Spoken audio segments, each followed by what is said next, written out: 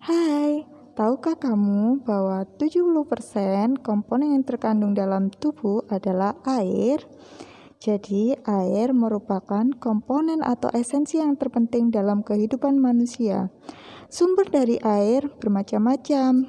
Ada yang dari curah hujan, air permukaan, air tanah, dan sumber mata air.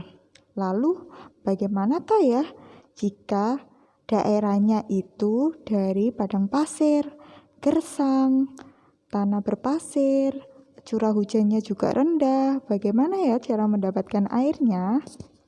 Jadi, untuk daerah-daerah dengan curah hujan yang rendah atau sumber airnya sedikit, mereka mensuplai air dengan cara desalinasi air laut. Apa itu desalinasi air laut? Desalinasi air laut merupakan proses menghilangkan kadar garam dari air laut sehingga air tersebut dapat dikonsumsi oleh manusia. Konsep dasar desalinasi air itu menggunakan konsep tekanan osmotik. Jadi, saat ini kita akan mempelajari tekanan osmotik.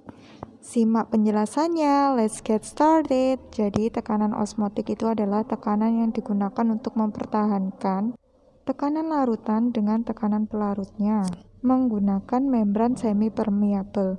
Untuk rumusnya, tekanan osmotik itu ada dua. Ada larutan non-elektrolit sama larutan elektrolit. Kalau larutan non-elektrolit rumusnya molaritas dikali R atau tetapan gas ideal dan suhu dalam Kelvin. Sedangkan larutan elektrolit itu tinggal dikalikan dengan faktor Van Hoff. Faktor Van Hoff itu ada dua juga, ada yang elektrolit lemah dan elektrolit kuat, seperti yang ada di layar. Kita akan lanjut ke contoh soal ya. Kita kerjakan dulu contohnya seperti di layar. Sejumlah 12 gram senyawa non-elektrolit dilarutkan dalam air sehingga volumenya 4 liter. Jika tekanan osmotik larutan adalah 1,23 atm pada temperatur 27 derajat Celcius, maka massa molekul relatifnya adalah. Jadi yang pertama kita tulis diketahuinya dulu. Masanya 12 gram, volumenya 4 liter, dan Pi-nya 1,23, suhunya 27 derajat Celcius, berarti harus ditambah 273, hasilnya 300. Kemudian dijawab, Pi sama dengan mR kali T karena ini adalah larutan non-elektrolit. Kemudian molaritasnya, rumusnya adalah massa per mR dikali 1000 per volume ya, 1000 per volume karena ini molaritas harus per volume, kalau molal per pelarut. Kemudian R-nya 0,082 dan suhunya adalah 300. Untuk Pi-nya kita tulis 1,23, kemudian masanya 12 per mR yang ditanya 1000 per volume. Volumenya kan dalam liter, berarti harus dirubah menjadi mili. Jadi 4000 0,082 dikali 300. Kemudian kita coret-coret.